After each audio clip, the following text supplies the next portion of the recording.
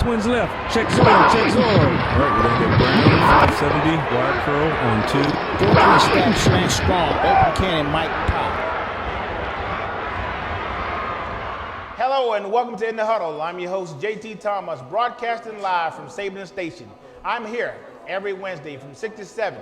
If you don't catch me here, make sure you check me out at thedpost.com. Joining me this week, Ed Green, 1994 to 1998. Alex Shook, 1988 to 1991. Screwed it up. 87 to 90. 87 to 90. 87 to 91. 87 to 91. And my good friend, Garrett Thompson, 1994 to 1999. I got that right. Well, hopefully I did. 95 to 99, but we'll take it. It's only the 10th week. It's only the 10th week.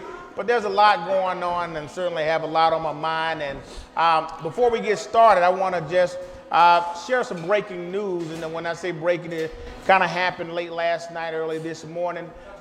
Former Mountaineer Stedman Bailey, currently with the St. Louis Rams, was involved in an incident that is being reported that he was shot. And, you know, that's just terrible to hear. And I just want Stedman to know, and all the Mountaineers fans to know that we are with Stedman, and we hope that he recovers quickly.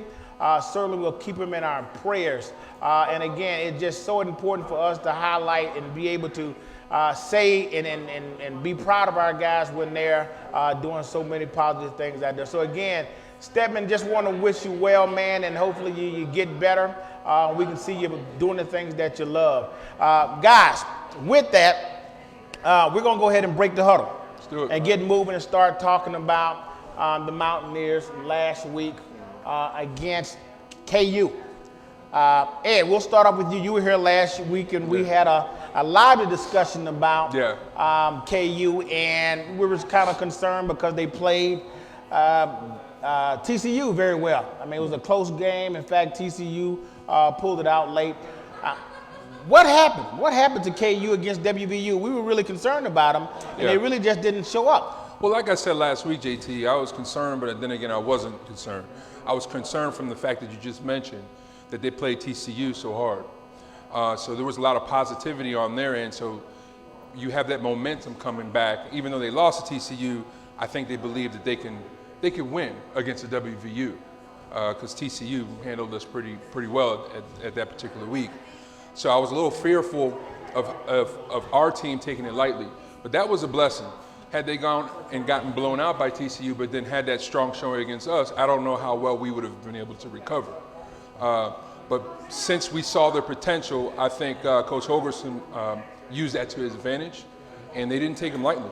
And then they did what they were supposed to do. You know, Ed, the Mountaineers are 6-4. KU is 0-11. We kind of knew that they were in a rebuilding year, but with the new coach and all, Alex, why would a team, after playing TCU so well, that was a very close game, although last week we talked about Trayvon Boykins not finishing that game, KU played with a little tenacity and really did well against TU, but yet against the Mountaineers, it seemed like it was almost practice out there.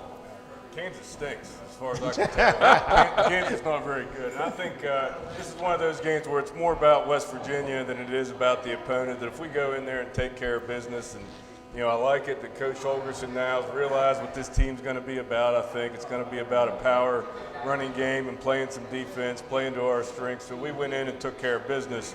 The TCU Kansas score, you throw that one out the window. I think that's probably more about TCU's mind frame than Kansas being somebody who they aren't. I think we showed who Kansas was. We're a whole lot better than them. And, we did what we were supposed to do. Last week, Gary, we talked about comparisons in terms of how many freshmen KU had. They had 5 freshmen, and we talked about our young guys. In fact, we have 5 or so young guys playing on our offense.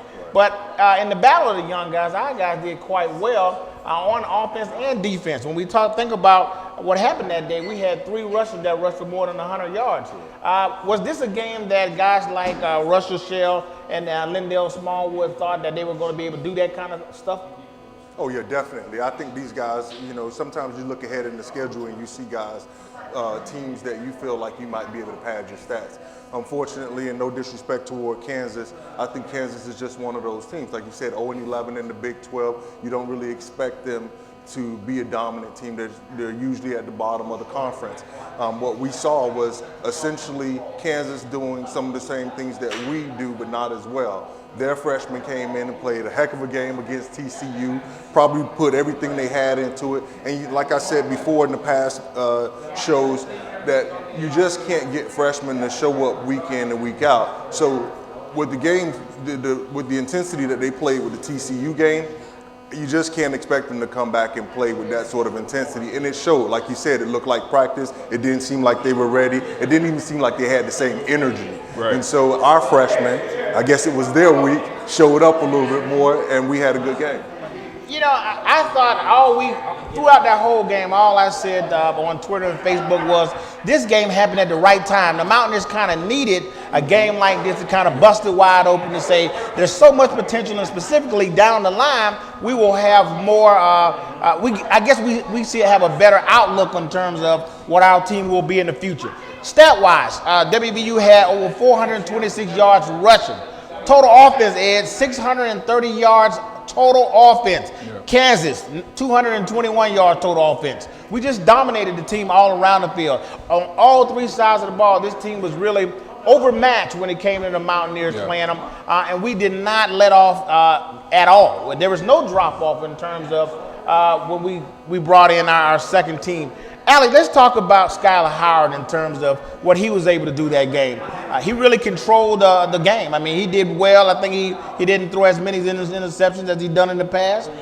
Talk about it. I think this is going back to maybe Holgerson's philosophy with this offense evolving a little bit. We're not going to put so much pressure on Skylar Howard, who's shown in the bigger games to have a propensity to turn the ball over at times. We're not going to put so much pressure on Skylar. We're going to focus on the running game. We're going to let Skylar run the ball. And I'd like to run the ball against that Kansas team. I think that there was a lot of holes there. And, you know, that's not to disrespect Kansas too much. That speaks to our offensive line. We did it against Texas too. So, you know, moving forward, I think we're going to be a running football team, at least for the balance of this year. And I think beyond that, you know, Skylar Howard's the man at the helm. We don't want him throwing the ball 40 or 50 times a game in this air raid offense. We want to pound and ground and pick our spots when we're going to throw the ball with Skylar. And he did a nice job managing the game. You know, one thing I thought that was really good about our team was in the red zone. We were 4 or 5 when we were in the red zone and had an opportunity to score. And really, that's where we really dominated the game at, is in the red zone. Every time there was an opportunity to score, the Mountaineers did a great job of coming away with points. Ed, speak to the thought process in terms of those linemen when they start smelling a score, how when they're close, or they're in that red zone, they want to get in the end zone. Well, I think the entire offense gets a charge when they get inside that red zone. Specifically the offensive line, they want you to, you know, you want your number call. You want that ball to run behind you. And when you have success, like you said, 4 for 5, the more success you have in there, the more confident you become when you start to get in the red zone. I think you saw that on Saturday. I think offensively, you have to have a mindset, and for a while there we didn't. When you're in that red zone, it's you got to capitalize. You have to. We didn't do too well statistically with that, you know, when we were on our losing streak. But I see now that the guys are starting to believe. Again, KU, to be fair, is not the caliber of team that let's say TCU is. At the same time, what they needed to do on Saturday was show that they were not going to play down to that level and start performing like Mountaineers should. There was one area that we got major improvement. That was with Smallwood scoring his first touchdown. Yeah. We were happy to see that he was not going to be denied when he got an opportunity and he got in the open field. He was not going to be denied. He went in there and banged around a little bit, got wide open and scored a touchdown. And then that was followed up by Shell. Shell did a good job. I mean, this is the second time I think scoring a touchdown in back-to-back games. I'm sure that says a lot for him right now in this particular point in the schedule. He's doing quite well, and hopefully he does continue to do well. But let me just point out this one thing that happened that game. As I mentioned earlier, all three backs had over 100 yards rushing. The last time that happened was 1969. So just imagine that. How hard is This that? going to be your trivia question? Who those three were? We'll see. We will see. We will see. But what was good about that in terms of our guys scoring early, it gave other players the opportunity to get out there and play a little football. And Jordy Thompson, just imagine this. Jordy Thompson was the leading receiver for that game with 6 catches for 68 yards, which means we didn't really throw very much. Right. We did a great job of running the ball, and it actually kind of spoke for itself. Let's talk about in terms of where we are as a program when it comes to preparedness, playing games like that. I mean, when I'm thinking in my head, Alex, as I speak, is we came off that losing streak. This is the third game in a row that we've kind of pulled it together. The whole team is kind of rallying behind Coach Ogerson and really getting it done. Well, I mean, we're playing a different level of competition, number one. At the top of the Big 12 is the top of the nation, really, in terms of level of competition in football with Baylor, with Oklahoma, Oklahoma State, TCU. Those teams were at a different level than what we're playing now. That being said, all these Big 12 teams, except for perhaps Kansas, have great athletes. Iowa State's going to be a big challenge for us. Texas had great athletes. So, we're getting on a little bit of a roll here. And I think it's good to see that the coach is willing to perhaps change his philosophy and move away from this air raid concept, not be so wedded to that to the detriment of the team. That we're committed to running the ball now. We're committed to not putting so much pressure on Skylar Howard. And I think it's nice to see some depth. We've had some offensive linemen go down. We've seen some new offensive linemen, Mateo, Underwood, and probably most impressively the guy from New Jersey, Lazard, who's come in at tackle. It looks like a different offensive line that we're playing with him in there. And hopefully when Yodny Kajusti gets better, that'll just more wealth in the offensive line, because that's where it all starts. I agree with that. It's been very interesting for us to sit back and watch this team all season long. They just seem to get better. I mean, although we struggled in October, November actually. October. We've seen them gotten our stuff together, Gary, and we're a better ball club than we were a month ago. Let's talk about that. What's the mindset? Are we thinking about, hey guys, we want to go bowling? Is that what's on their mind? No, I really think that, as much as we have, and not us specifically, but the media, the Morgantown, other WVU fans have criticized Coach Hogerson and what the play calling may be like. I have to give him credit over the last couple of weeks that he has made the adjustment. He has played to our strengths. We have, and still for me, as things go right now, at this point in time in the season, I know it may be a controversial pick, but I would pick our offensive line as the MVP of this season. Absolutely. Because the way that they played early in the season, I was really down on them for not getting the push, for not being aggressive, for not being tough enough. And then somewhere, fifth game in or so, sixth game in, they really started to get some pushes on the line. All year long, Smallwood has been running effectively. We've got a chance to see Smallwood run effectively. And when you want to be a good team, that's what you have to do. Put teams away early, because the backups are very important. We see that with Carl Joseph being gone, and we're going to see that in terms of our wide receivers as well. And we're seeing it with the offensive line. So I think right now the adjustment has been made by the coaching staff, and the players can get behind what they see working. And so they buy into that and they feed into that, and you play a little bit harder for someone who you feel is putting you in the right position and giving you a good game plan.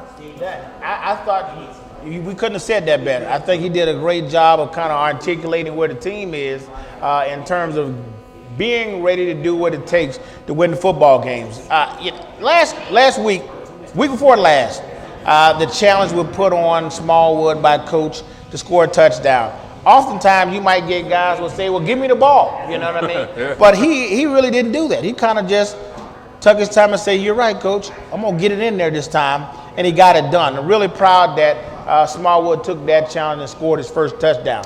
With that, I want to take this moment to break in our program and get to giving away something.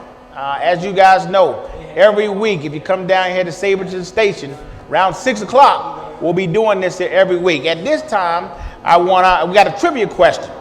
Now, be very, very, pay close attention to this trivia question. I know I got one or two guys out there who think they may know this one, but pay very close attention. Who scored the second touchdown of the game? A, Russell Shell, Terrell Chestnut, or Wendell Smallwood? C, raise your hand if you got the answer. Chestnut. Terrell Chestnut scored a defensive touchdown. You're absolutely right, sir. And you're starting to get those these koozies. Your 12-pack is getting close. It's getting close, Ed. A couple more, he'll be done. Sir, we will make sure we get. Now, this is the test. This is the test for our guy who is down here every week answering all these questions. Now he is. You're 1-1 on these passes. Now, here we go. Second pass. One hand. Got it. There we go. One hand. That's the He is confidence doing a you're great talking job. about right And again, sir, thank you for coming down here. We'll make sure we get you one of these koozies. Guys, to win these koozies and get a pass from yours truly, you got to come down here. You got to come down to Saberton Station. We're here every Wednesday from 6 to 7. If you don't catch us here, make sure you go check us out at thedpost.com. I want to know if he can name the 3 guys in 1969 that rushed for 100 you yards. can do that. I'm gonna throw you get the whole bag if you can do that. Guys, that was a great trivia question. But let me just as we get back into it, guys, I think this is the appropriate time to talk about or just have people get some insight to the 20 seniors that we have getting ready to play their last game on Mountaineer Field. We all know what that feels like. We have 20 guys, and although there are numerous guys, those 20 guys, we may not all know them by name. I want to highlight a few that I do know that I've seen pretty often is Jared Barber's one. Now, Jared Barber, he's been here. Is he a fifth-year guy, fifth-year senior? Yeah, I think he took a red shirt when he got hurt. Okay, we got Jared Barber, Jordy Thompson. Jordy Thompson is a senior leaving the program, and Nick Kedakowski is a senior that's leaving the program, and Carl Joseph. Again, I didn't name them all. If you guys remember anymore, those are a couple that off the top of my head that I wrote down and jotted down.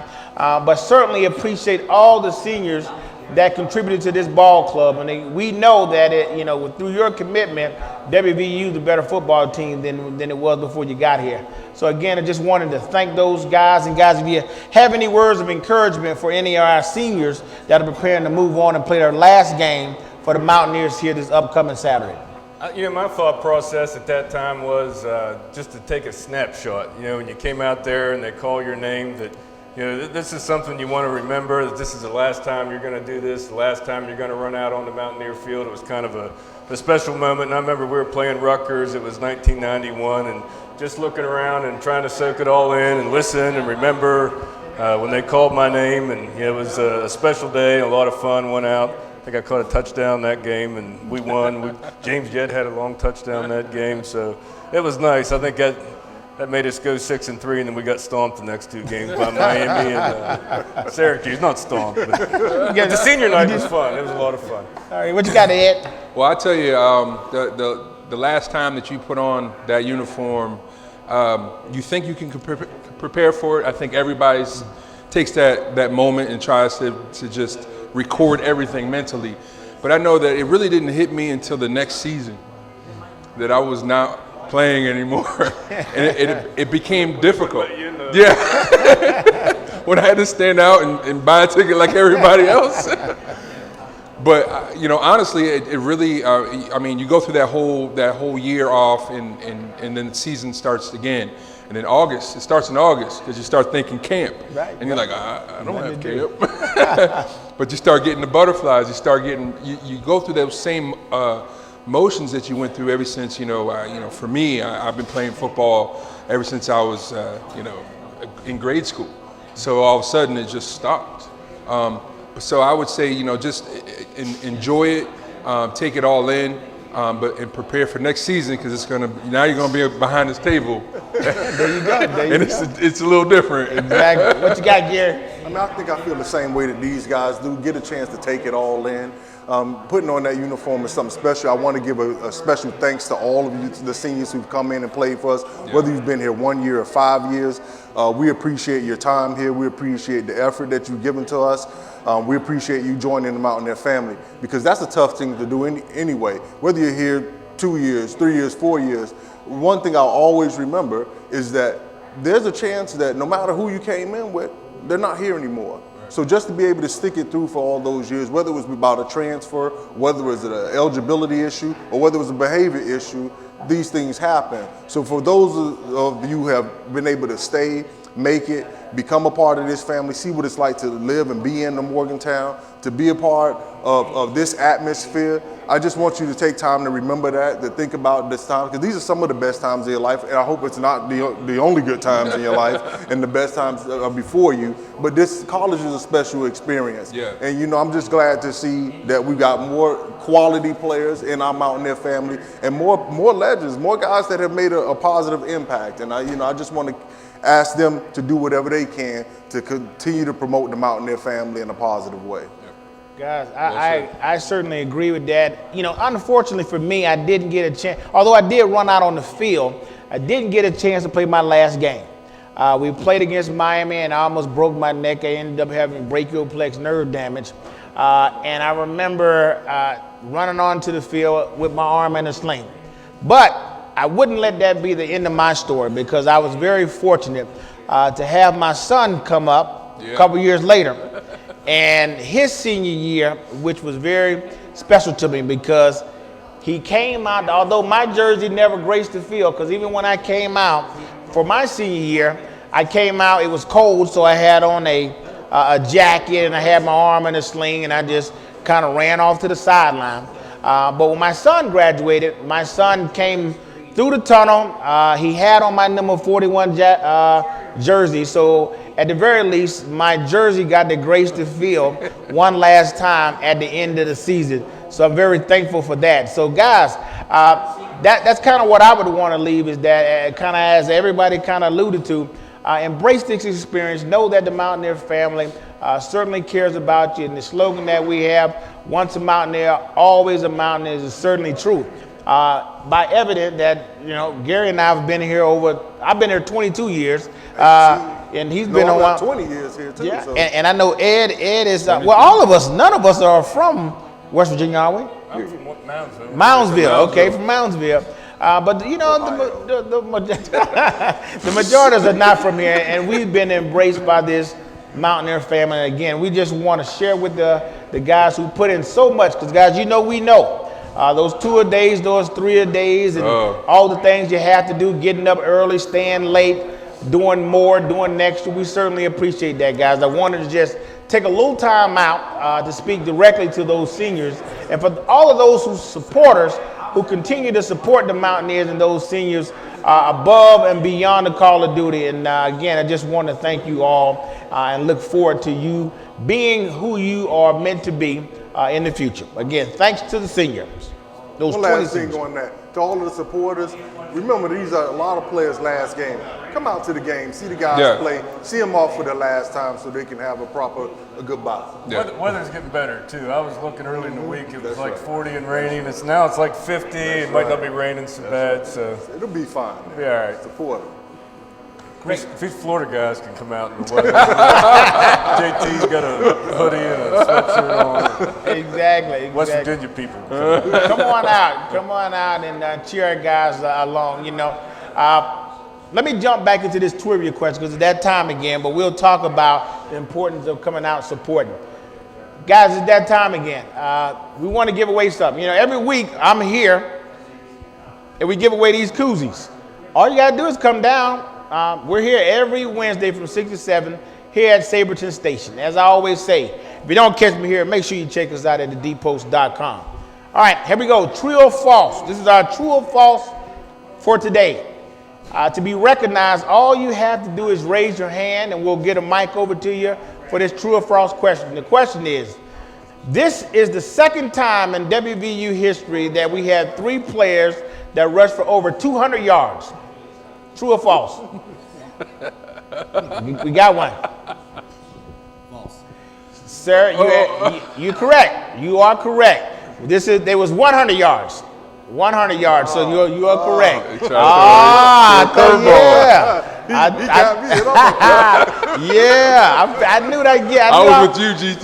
Yeah. I was like, oh, he gonna go that route? I got you. All right, sir, here we go. Finna make you famous. There it is. Bam! Coach, sign him up. Sign him up. He didn't We're even use here. his body to catch that. One All thing hands. actually, we are probably, we've probably done 4 or 5 or 6 shows where we throwing balls out. We've only had 1 drop. 1 drop. So coaches, you might want to come down to Saberton Station. We got wide receivers down here. They doing quite well. Guys, it's a lot of fun. We got people in front of us that are supporting us. And again, this is what it's really about. Mountaineer fans and Mountaineers supporting former players as we sit here every Wednesday to share our opinion, our perspective on something we might know a little bit about. Again, guys, I want to invite you down to come check us out every Wednesday from 6 to 7. If you don't catch us here, make sure you check us out at thedpost.com. I should also mention, if you have a question and you want us to answer it on air, share it with us, send us an email at inthehuddle@thedpost.com. inthehuddle@thedpost.com. Just send us an email. We'll answer it on the air. Guys, again, we talk about, I think it's important that we try to get the fans out for this game. Yes. I know you guys saw it, so we're going to talk about it. The Kansas game. We were talking about the Kansas game, so I'm going to talk about it. That was some lackluster support by their fans. Yep. The fans were, for the most part, empty, guys. You don't want our team or our Mountaineer team to experience that. Our guys want our fans to come out and hoot and holler and support us as best they can. I don't have much more about that. We're going to talk a little bit more about Kansas, then we're going to jump into Iowa State. What do you think about the support that KU fans showed their team? I don't think that would go over well here if that happened to us. Honestly, that's one thing that over the years, we've all been here 20 plus years, and there's a lot more of us around. I've never seen, I can't remember a time where we really didn't get support. And players never really take advantage.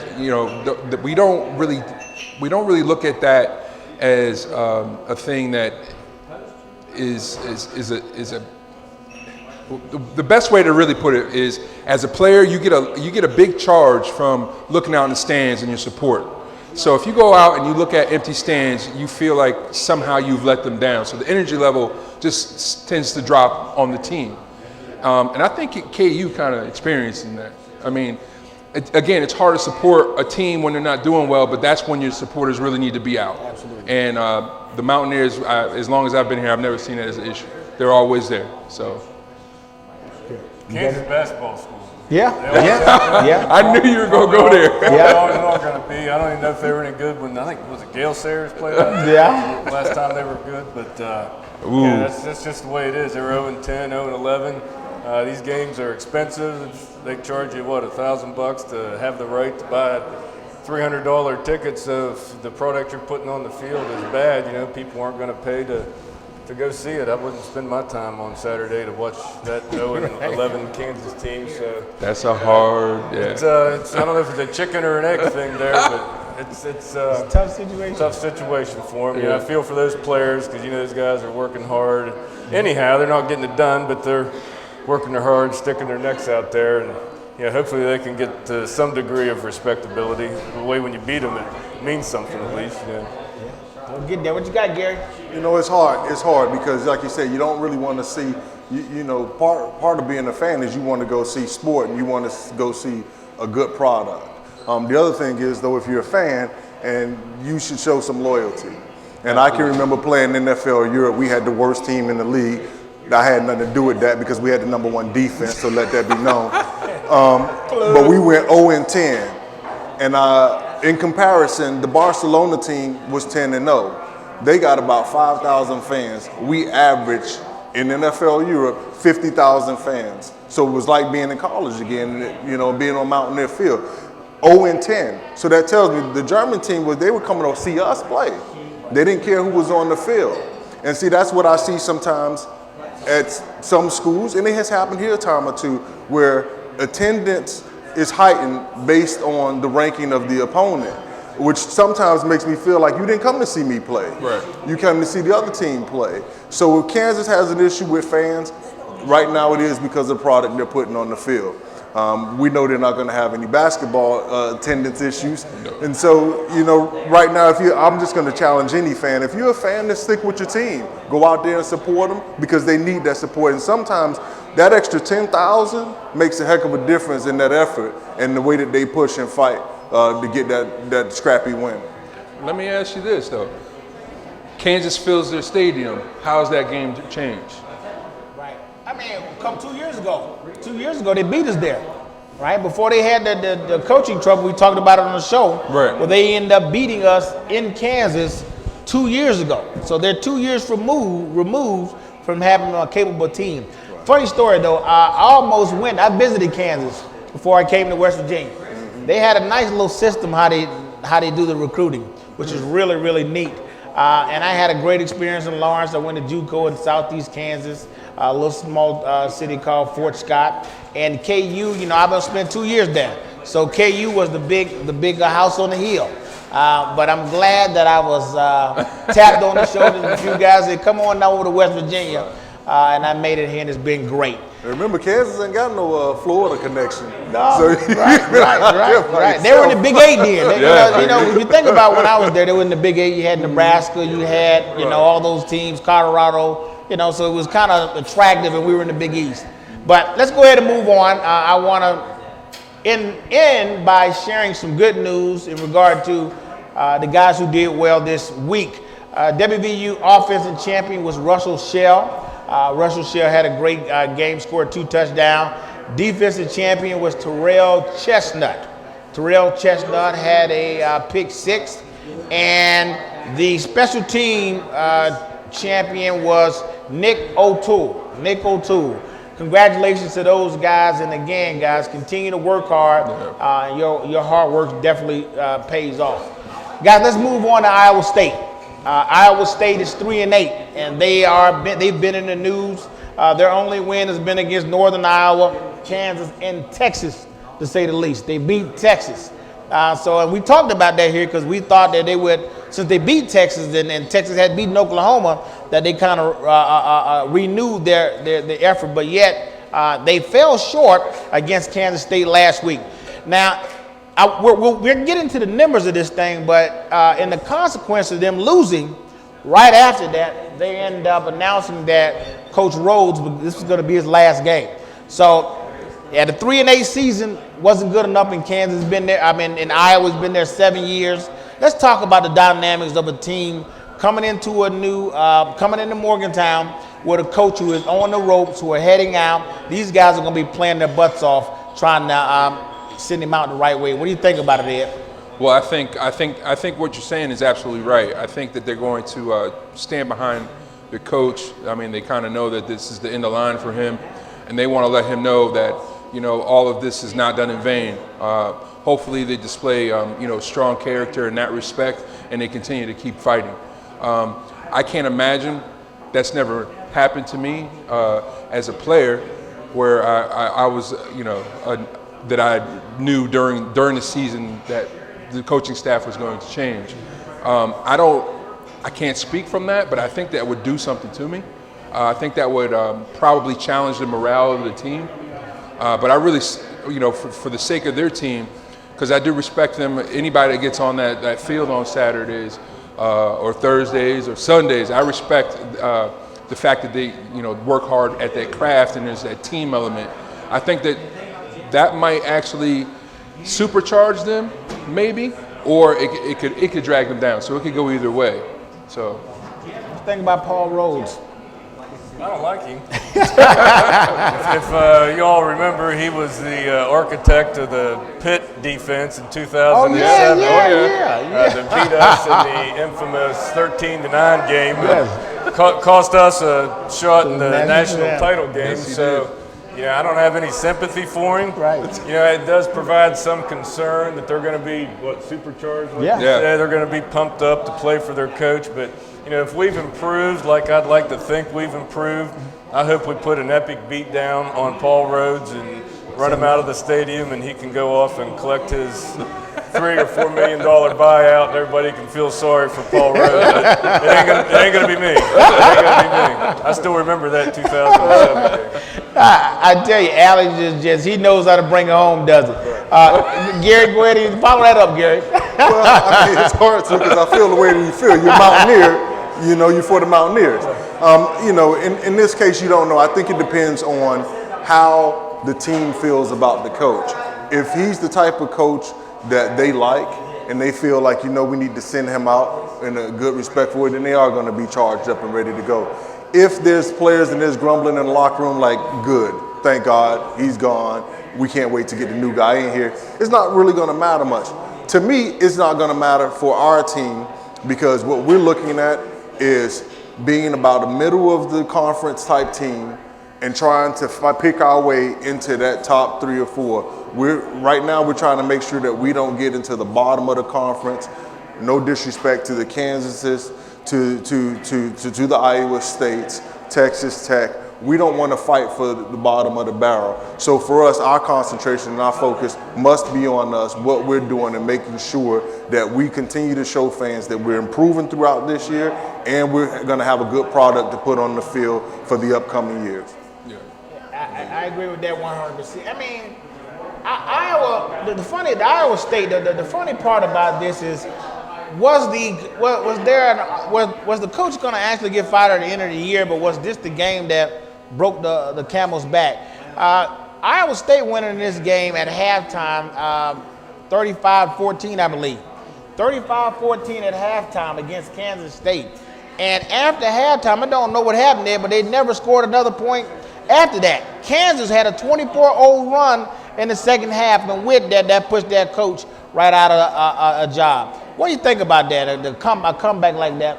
I just think that's part of what's wrong with college football, that these guys are getting paid $3 or $4 million. And, you know, I've never been an advocate of paying the players, but when you have coaches that are getting paid $3 or $4 million, there's something wrong. And when they're firing a guy that, you know, he didn't get caught cheating on his wife or robbing a bank or anything like that. He didn't do anything wrong. He lost a football game. It's a game. It's played by kids, you know, for the most part.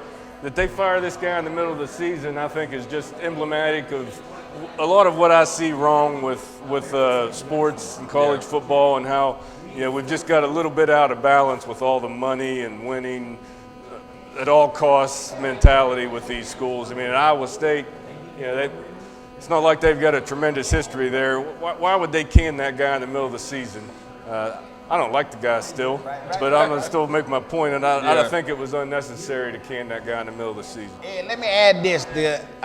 Paul Rhodes grew up 10 minutes away from Iowa State University. So he is a hometown guy,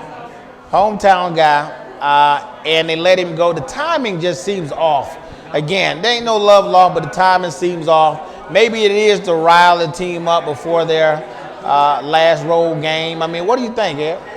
You know, who knows what political motivation would cause that type of change to happen, you know, during the season. I don't think that should ever be public knowledge or even talked about until the season's over. It sends the wrong message. It sends the wrong message to the players and what college football is all about. And I do agree with what you said about, you know, the money just getting astronomical right now. It's just crazy. So it's running. Let's be fair. It is a business, but at the same time, again, you're dealing with kids, and you're dealing with you know, young men who are just, you know, kind of coming into their own and developing. So I think that just kind of messes everything up.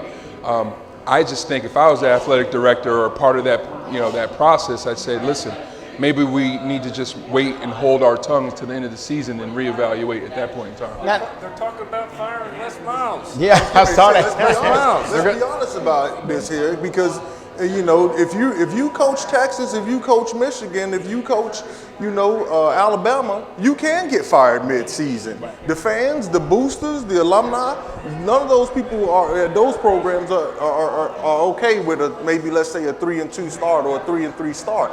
And so what I'm again not for the defense or to take a position.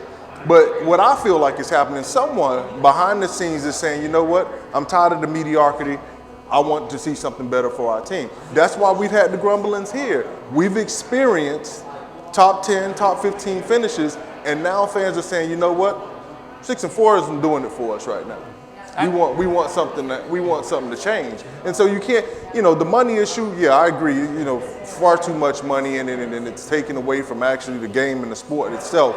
But when you put a lot of money into something, you want something back. And if you're not getting it and you've only won 3 games in the season, somebody's going to say we need to change. Let me add this to the equation. 7 years, 29-46, 38% winning percentage. That's all you got to say. Yeah, that'll see you out the door right there. Right. My thought was more towards they're going to pay this guy a multi-million-dollar buyout. I heard they're talking about paying Les Miles like $14 million or $17 million. I mean, how many people in Louisiana don't have anything to eat tonight? How many kids can't afford to go to school? How many kids are incurring a ridiculous amount of debt to go to school down there to get a public education? And they're going to pay a guy $17 million not to do his job. Right. It's something's wrong. It's turned upside down. Well, fans, you see what we think about it. You're gonna get it from the players. This is what we talk about. Right. These are the issues that we talk about off the camera. You're only gonna get that down here at Saberton Station every Wednesday from 6 to 7. If you don't catch me here, make sure you check us out at thedpost.com. Gentlemen, it's the time of the program where we extend an opportunity for the fans and people in the audience to ask us questions, and we'll certainly try to answer the best we can. So guys, if you have a question, raise your hand. We'll get a mic over to you so you can ask the question, and our panel will do our very best to answer it. I noticed the Mountaineers have 2 number 5s, the backup linebacker and the wide receiver. How can that be? It's the foolishness of college athletics. Look on any team right now and across the nation, watch any football game, I'll see 2 number 5s on the field at the same time. So I just think that's just part of college athletics now. I guess if you want a number and I want a number, they can't find a better way to give it to one of us, so they decide that both of us are wearing it. Everybody gets the trophy. What they used to Everybody do happy. do bull in the ring. Right. Bull in the ring. You want that number? You will fight for it. I'll take number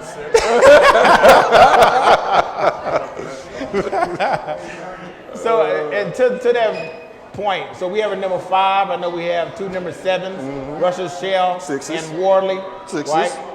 Right, we got a couple of them. There's a couple of duplicate numbers throughout the team.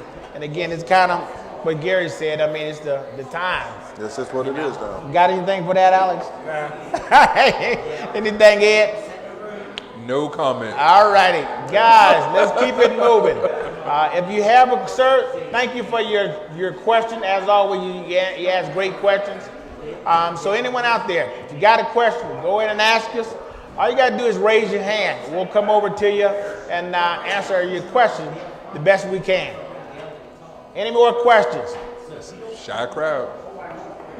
Last time we did this, as soon as we stopped, we got like 1,000 questions. Yeah. So if you got a question, anything that's on your mind, feel free to ask us. I got a question. My question is, do we want to go to a bowl game in Texas or to a bowl game in Florida? I always want to go to Florida. I was going to say we want to go to Florida. We want to go to Florida so we can recruit some of that Florida talent. Yeah. They get a chance to see us firsthand. We can get some speed guys, some wide receivers, defensive backs. We can even get some in Florida, some linebackers that might become safeties here. and some defensive linemen that might be linebackers. So we want to get our team an opportunity to be seen outside of that Oklahoma, Texas area, and while we still recruit Texas and Oklahoma. Yeah. We So really we're only gonna go have to the one Florida Bowl that we're eligible for, though. I think that's the Russell Athletic Bowl in Orlando, and the way the pecking order is falling right now, unless something would change at the top, like maybe 2 teams get into the playoffs, which I guess is still theoretically possible with Oklahoma and Baylor, that we're probably not going to be in line to get in the Russell Athletic Bowl, because I think it's like number 3 or 4 down the road. What you got on that, Ed? You said you like Florida? Florida's a nicer place. I'm just gonna put it that way. I actually almost hate. Well, I shouldn't say hate, but I know there are a couple of bowls that we're eligible for that are in Texas, right? Don't benefit us. You know what I mean? Right. It benefits those Texas teams, and I kind of dislike that. But hey, I mean, it is what it is. I'd like to be able to recruit, play where we got guys where we can recruit. But I guess it's like that across the country. So again, that was one of the questions that I had, that I wanted to certainly play down south. Don't want to play anyone too far out west. I'd rather be down south than either out west.